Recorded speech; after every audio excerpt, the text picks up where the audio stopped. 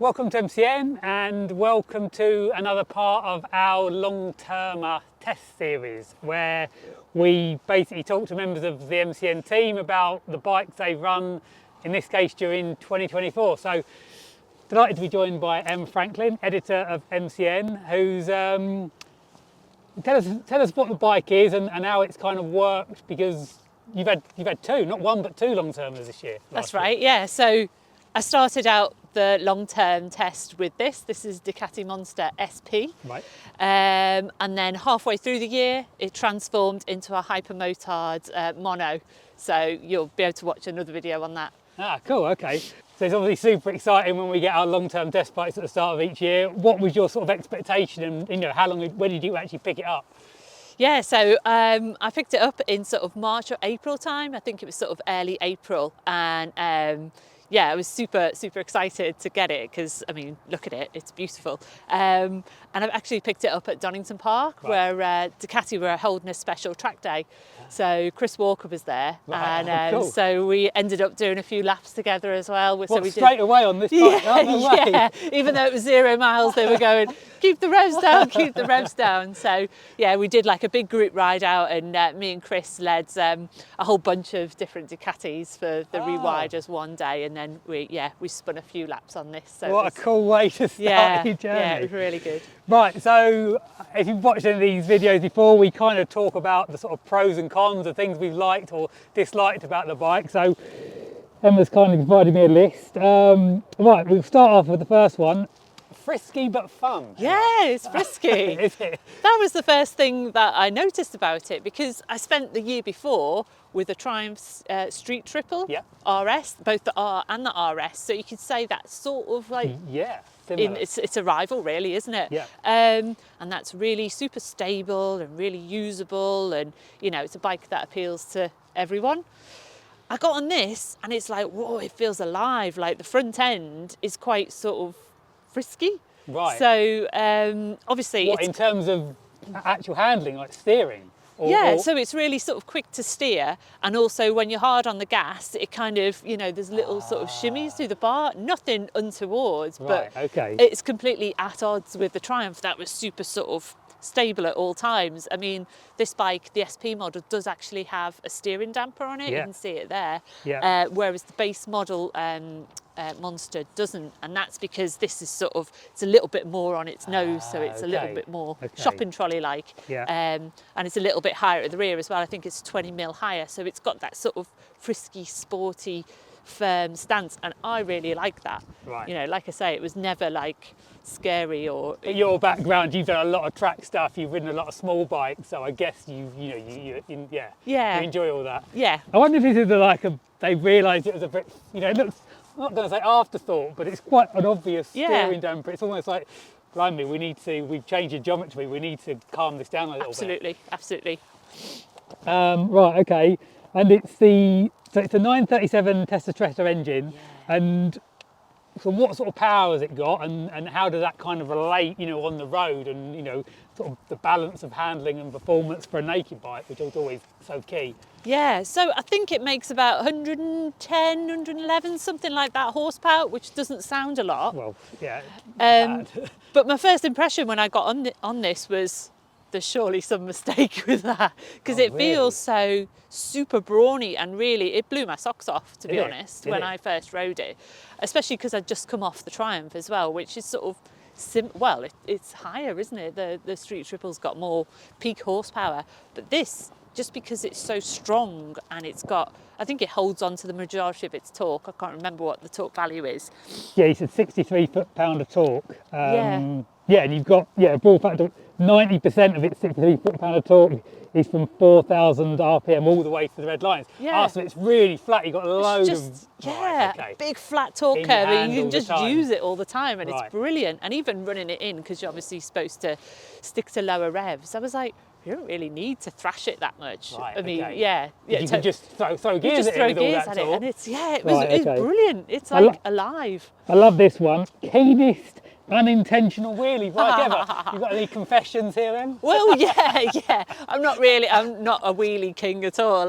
But yeah, just it's got all that torque there, hasn't it? Yeah. Right at the low end. So you just Sounds like an excuse. yeah. I mean, it does have wheelie control. It has a few levels of that, and it needs to be set at the lower levels to get any sort of decent rise out of it. But Right.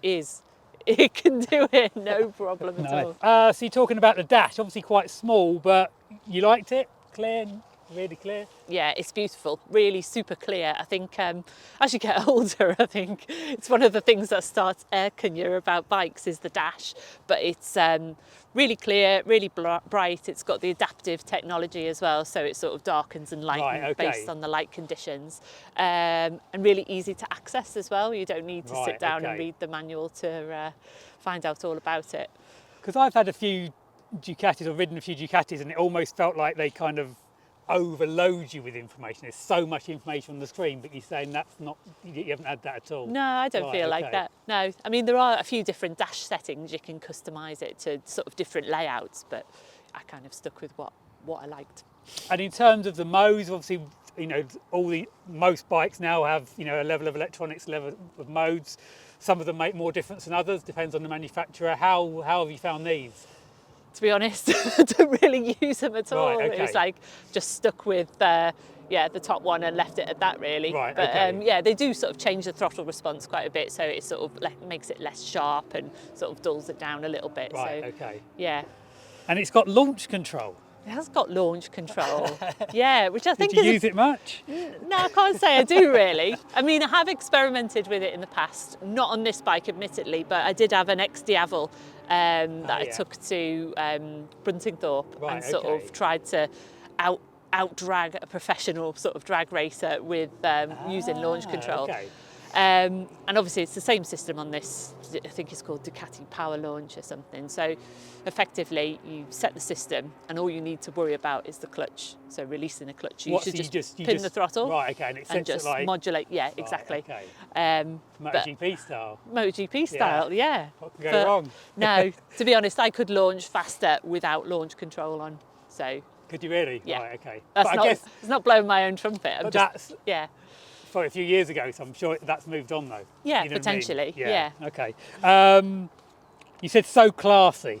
Oh, isn't it, though? Isn't it? Yeah, I think it's one of these bikes that I'm not really that familiar with it, but the more I've looked at it, the more you go, oh yeah, that's nice, that's, you know, it is loaded, isn't it? Fully loaded. Absolutely. I mean, that's the SP model, isn't it? So that gives you, for your extra £2,700 over the base model, which is a fair old chunk, you do get these gorgeous Öhlins forks that change the obvious geometry a bit. The shock as well. You've got the Brembo Stylama calipers. Yeah. And it's just gorgeous, isn't it? It's just super high quality, beautiful build quality. Yeah, what's not to like? And what Really about, lovely. well, on that, what do you think? Obviously, you can't argue with the quality of the components, but what do you think of the actual styling of the bike? I know times change and things move on, but the original Monster was so iconic with its trellis frame, wasn't it? And this has got the sort of aluminium monocoque sort of chassis as well that bolts directly to the motor. It's super lightweight and it looks awesome, but I think you could argue it's sort of a little bit generic in its styling. It doesn't have that instant recognisable, oh, that's a Monster. Well, for me it doesn't anyway. No, I agree. Yeah. It's one of the ones I think, look at it from a distance and you don't necessarily know it's a Ducati.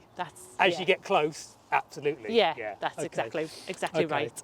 You said the Quickshifter is it lovely? Yeah, it's really good. It's proper, there's no clunkiness. And that's another nice thing really, because I've got a little boy and he's 7 now. And obviously I've had loads of bikes in his lifetime and he's never ever paid any attention to any other bike. But when this arrived, and I don't know whether it's called Monster. Little boys love monsters, don't they? Yeah, for sure. But it got on his radar and he's never wanted to go onto the back of any other bike I've ever had. Ah, really? But when he saw this, it was like, I need to go on the back. Did he? So we took him out. So it's the first bike he ever went on. And obviously when you're taking a pillion, using the Quickshifter it helps a lot, doesn't it? And obviously when I've been riding on my own, you use it higher up and use it more aggressively. and it was good then, but I only realised how good it was when I was sort of short shifting and sort of shifting at quite low RPM. It worked as well. Right, okay, yeah, because And normally you do need a bit of load on them to absolutely. really perform. Yeah, but yeah, really, really good. Really I can good. imagine it's lovely, like the way you've described the engine as well. You know, that character of that engine with that real sort of flat torque curve with a quick shifter being able to throw gears in it. Yeah. I want to go now. I'll take you on the back. Okay, no. All right, for a 7-year-old. Yeah, big enough for a 7-year-old, yeah. Right, so they were the pros. We got some cons now. So tank size. This is a little bit of bugbear of mine recently. It's only 14 litres. Yep. I don't think that's big enough. But naked bike tank sizes have been coming down and down and down. Triumph do it, Yamaha have done it, you know, they're all like 15, 14 litres now. I don't think that's good enough really, because I hate stopping for petrol. Yeah. It's annoying. And I want to be able to go more than 100 odd miles without the fuel light coming on. Yeah. It's just, that's a decent length ride out, and then the orange light comes on. Yeah, because I suppose, you know, sort of 70, 80 miles in, you're probably starting to get a bit of fuel anxiety. Exactly, and yeah. that's not really a lot, is it? No. Okay. No. I mean, I did quite a couple of like longish sort of UK-based trips on it on the motorway, and it is like do about 110, 150 miles, and then the fuel light comes on, and then just breaks up the journey, doesn't it? Yeah. But I understand that people just use them as sunny Sunday bikes as well. And so then it's not going to be an issue for you? It's not an issue. No, and if all their rivals have got small tanks as well, then you can see why they do it, because obviously it saves weight. And yeah, it's just if you're going out with your mate on your GS Adventure. Yeah. 3 times every time. Oh, I've got to stop again. The seat. Got a lot about a seat here. well, it's important, isn't it? Because it's a contact point with the bike, and I think all those points, the points where you feel the bike, are quite important, aren't they? Also for comfort too. I mean, it's red. Wow, it looks trick, doesn't it? Yeah. But it was a bugger to keep clean. It sort of picked up the sort of dirt quite easily. Right. Okay. And it's nice. It's super squishy. Which was nice for short distances, but that lack of support then caused pain. So it's it's a bit counterintuitive, isn't it? Because you think, oh, a nice. Yeah. You think it's going to be amazing, but like an hour in, you're like, squishing around. And like I say, the redness looks great, but just picked up that muck quite a lot. I guess it's almost, tank size soft seat. You know what I mean? Maybe that's who the bike's being aimed at. Well, I totally get that. Yeah. We've kind of touched on this, but is it too generic looking? We've already picked up on that. Yeah, I think it is a little bit. And like I say, I know fashions and times change, and I do love the new frame technology. I think they were right to abandon the trellis frame, but I don't know. There's something that doesn't quite say monster to me. It's not instantly recognisable. No, fair enough. And then finally cleaning it. Yeah, I mean cleaning's especially this time of year where you only have to ride for about 5 minutes and they're filthy. Yeah, I mean it's a symptom of all naked bikes, isn't it? I mean they're so exposed. They've got all these little nooks and crannies, and the outer sort of the casting shapes on the engine and the radiator. It's just, and it's so beautiful as well. So you feel, compelled to keep it as clean as possible. But when you're using it, it just collects muck and water and all kinds. Right. But like I say, that's not a monster problem. That's a generic naked bike problem, isn't it? So. Okay. Yeah. So, $1 million question: would you buy this bike?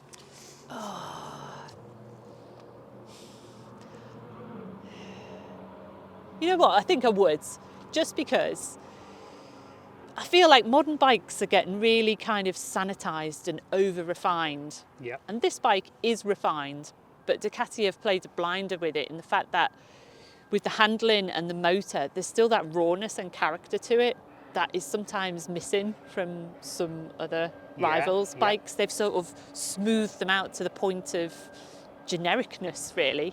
And this has still got some spirit about it. Right, okay. So even though I don't feel like the styling has got the spirit of the Monster anymore. I think the character still definitely has. It's still got that sort of cheekiness. It's got that little bit of wildness about it. So, yeah, I think I would. Yeah. Nice. Yeah. That sounds perfect then, doesn't it? Well, great. Look, I hope you've enjoyed. Great insight, Em. I feel like I know the bike a lot more now. Obviously, check back for the second part to this, where Emma's going to talk about her Ducati Hypermotard, which she had for the second half of the year. And as always, hope you've enjoyed it. Please like and subscribe for more content like this.